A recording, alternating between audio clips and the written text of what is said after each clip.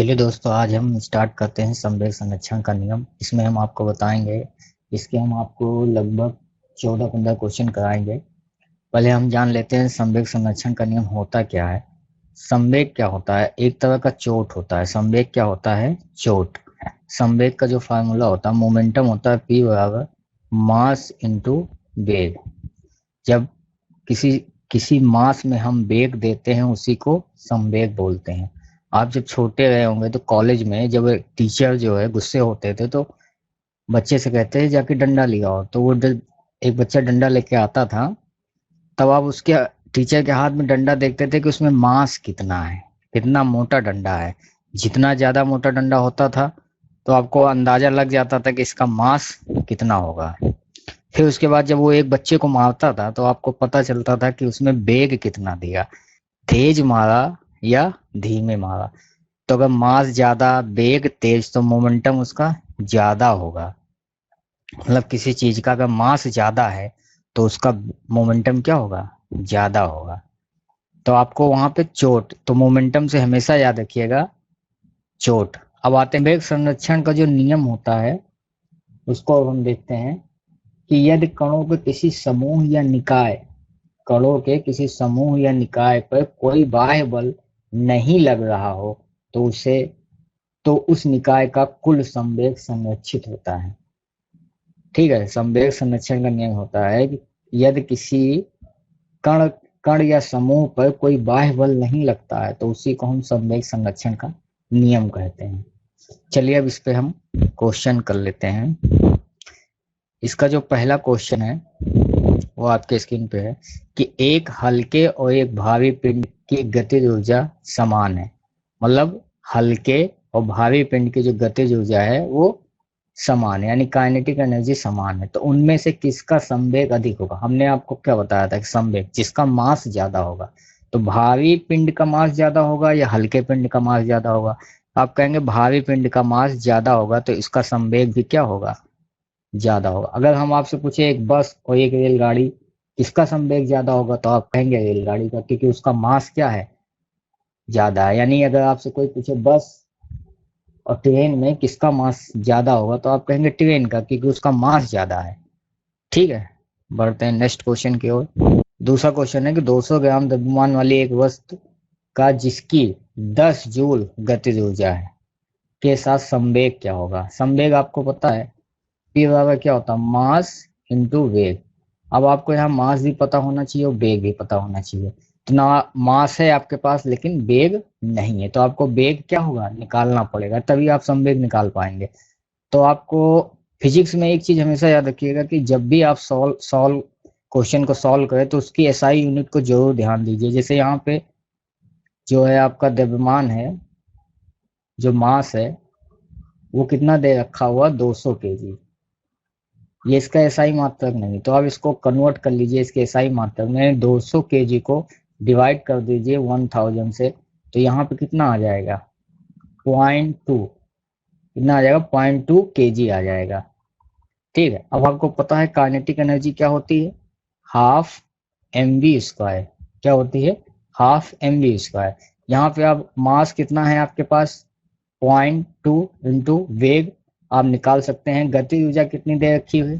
10 joule equal to 10 joule. अब यहाँ से इसको काटेंगे तो 0.1 आ जाएगा। आप इसको यहाँ भेजेंगे तो 10 upon 0.1 equal to V. Point हटाएंगे, ऊपर जीरो बढ़ाएंगे, यानी v² बराबर कितना आ जाएगा? 100। तो v वेग कितना आ जाएगा? 10। वेग कितना आ जाएगा? 10। अब आप यहाँ रख दीजिए, यहाँ पे आप रख दीजिए, आपके पास p संवेग आ जाएगा। मास कितना है? 0.2। वेग कितना है? 10। मल्टीप्लाई कीजिए तो आपका संवेग क्या आ जाएगा? 2 केजी मीटर प्रति सेकेंड। ठीक है। बढ़ते हैं नेक्स्ट क्वेश्चन की ओर। अब होता है संवेग में होता है, जो संवेग होता है उसमें क्या होता है? कोई दिशा नहीं है। दिशा, परिणाम और दिशा। संवेग क्या है? एक सदिश राशि है जिसमें परिणाम और दिशा दोनों होता। हम आपको सदिश सदिश कराएंगे, एक ही लाइन में आप सदिश और अदिश को पहचानना सीख जाएंगे, कौन सी राशि सदिश हो गई, कौन सी अदिश। अगली वीडियो शायद इसी पे हो, इसलिए आप हमारे चैनल को सब्सक्राइब कीजिए ताकि वीडियो कोई मिस ना हो पाए। चलिए बढ़ते हैं अगले क्वेश्चन की ओर। अब आता है यदि संवेग T और वेग V हो दिया हुआ हो तो द्रव्यमान m याद करने के लिए उपयुक्त सूत्र क्या होगा। आपको पता है कि मोमेंटम बराबर क्या होता है, मास इंटू वेग। हमें क्या निकालना है, मास। मास क्या होगा, P अपॉन V। मास क्या होगा, P अपॉन V। ये आपका मास होगा। तो ये देख लीजिए कहाँ पे है, option number V, option number V। बढ़ते नेक्स्ट क्वेश्चन की ओर। बताए किसी रॉकेट का उड़ान भरना द्वारा समझाया जा सकता है। रॉकेट का उड़ान भरना न्यूटन के तीसरे नियम पर आधारित होता है कि एक्शन इक्वल टू रिएक्शन। जितना एक्शन होगा उसके इक्वल में ही रिएक्शन होगा। ये न्यूटन का थर्ड नियम है। लेकिन यहाँ पे न्यूटन का थर्ड नियम दिया हुआ है, नहीं दिया हुआ है। तो यहाँ पे न्यूटन का जब थर्ड नियम नहीं दिया हो तो इसका दूसरा जो है उपयुक्त आंसर क्या होगा, संवेग संरक्षण का नियम। हमने क्या बताया संवेग संरक्षण कि यदि किसी कण या निकाय पर कोई बाह्य बल काम नहीं करता है तो उसका संवेग संरक्षण सुरक्षित होता है। उसका वेग जो है संवेग संरक्षण वो सुरक्षित होता है। इसी को संवेग संरक्षण का नियम कहा जाता है। तो इसमें ऑप्शन बी बेटर आंसर होगा। अगर यहाँ न्यूटन दिया होता और संवेग संरक्षण दिया होता तो आप यहीं पे जाएंगे। लेकिन अगर यहाँ पे संवेग संरक्षण नहीं दिया हुआ फिर न्यूटन का तीसरा नियम भी दिया है तो आप उसको टिक कर सकते हैं। नेक्स्ट क्वेश्चन है कि एक सेल के विस्फोट के बाद कई टुकड़े अलग अलग दिशाओं में उड़ जाते हैं। इस स्थिति में क्या संरक्षित होता है। हमने क्या बताया था, हमेशा संवेग क्या होता है, संरक्षित होता है। जब तक उस पर कोई बाह्य बल कार्य नहीं करता है तब तक संवेग संरक्षित रहता है, रहेगा संवेग। बढ़ते हैं नेक्स्ट क्वेश्चन की ओर। चलिए बढ़ते हैं नेक्स्ट क्वेश्चन की ओर। यहाँ 2 kg की एक पिस्तौल, यहाँ M1 जो दिया हुआ है पिस्तौल यानी बंदूक का जो भाग दिया हुआ है वो 2 kg दिया हुआ है। तो जो पिस्तौल से 150 मीटर प्रति वेग के साथ एक गोली का जो है वेग दिया हुआ है यानी V2 जो दिया हुआ है वो 150 मीटर प्रति सेकंड दिया हुआ है। एक 30 ग्राम की एक गोली यानी M1 का जो भार दिया हुआ वो 30 ग्राम दिया हुआ। आप इसको केजी में बदल लीजिए। केजी में बदलने के लिए आपको 1000 से भाग देना पड़ेगा। 1000 से इसको भाग देंगे तो 0.03 केजी आ जाएगा। ठीक है, क्षैतिज रूप से चलाई गई है। तो पिस्तौल का इच्छित वेग याद करना है, मतलब पिस्तौल किस डायरेक्शन में गई और उसका वेग क्या होगा। तो आपको पता होगा वेग संरक्षण के सिद्धांत से कि M1 V1 equal to M2 V2। अब यहाँ पे M1 कितना है 2, V1 आपको निकालना है तो यहाँ पे हम x ले लेते हैं। M2 कितना है 30.03 इंटू वेग यहाँ पे कितना है 150। आप जब इसको सॉल्व करेंगे तो 0.5 आ जाएगा, मतलब 15 का आप टेबल पढ़ेंगे तो 45 हो जाएगा। चलो हम ही सॉल्व कर देते हैं। यहाँ पे एक पॉइंट हटा लीजिए, इतना आ जाएगा यानी 450 आ जाएगा।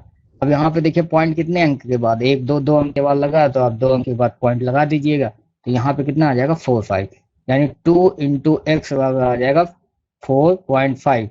तो यहाँ पे जो x की वैल्यू आएगी वो 4.5 अपॉन 2 हो जाएगा। जब इसको सॉल्व करेंगे आप तो 2.25। अब देखिए यहाँ पिस्तौल का वेग कितना है 2 पॉइंट, यानी जो V1 आ गया आपका 2.25 आ गया। और गोली का वेग कितना है 150 मीटर पर सेकंड, यानी पिस्तौल पीछे हटेगी। यानी पिस्तौल यहाँ पे अगर जिसका वेग ज्यादा है ना वही तेजी से बंदूक यहाँ पे पिस्तौल जो है वो पीछे हटेगी यानी वो निगेटिव जाएगी।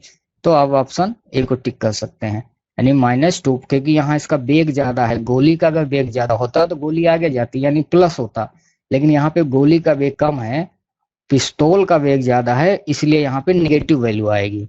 ठीक है, बढ़ते हैं नेक्स्ट। चलिए नेक्स्ट क्वेश्चन की ओर बढ़ते हैं।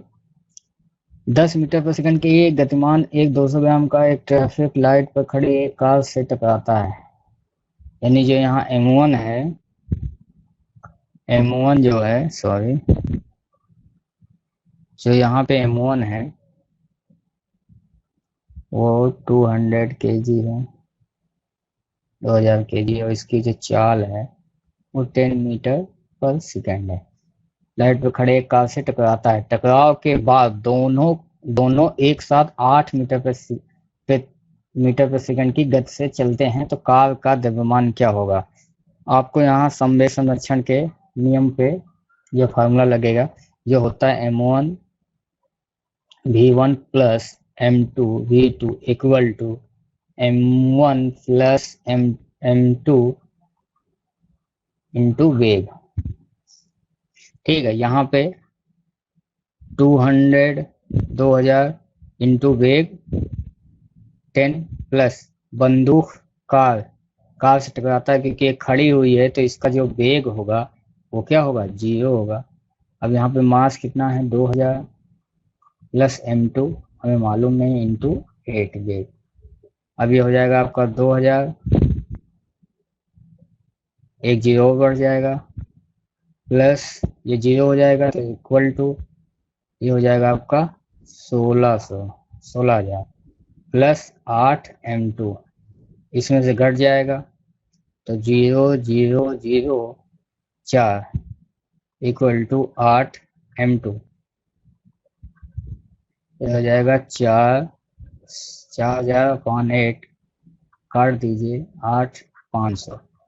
तो इसका जो कार का द्रव्यमान होगा वो 500 kg होगा, 500 kg होगा। बढ़ते हैं नेक्स्ट क्वेश्चन की ओर। अब यहाँ पे हमसे क्या पूछा गया है कि 12 ग्राम द्रव्यमान की एक गोली, यानी यहाँ पे हमें दिया हुआ है M2, एक गोली को एक राइफल से दागा जाता है, यानी यहाँ पे M2 जो दिया हुआ है वो 12 ग्राम दिया हुआ है। इसको तुरंत आप जो है 1000 से भाग करेंगे तो 0.01 kg हो जाएगा। ठीक है, राइफल से दागा जाता है तो गोली कितनी वेग से होकर जाने में कुल कितने सेकंड, टाइम दिया हुआ है यहाँ पे 0.006 सेकंड का समय लेती है और उसे 300 मीटर के वेग से छोड़ते हैं। तो यहाँ पे जो v1 दिया हुआ है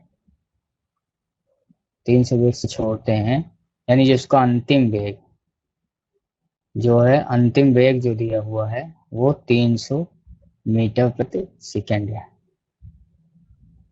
अंतिम वेग से छोड़ा जाता है। तो राइफल द्वारा गोली पर आरोपित बल, अब हमें F निकालना है।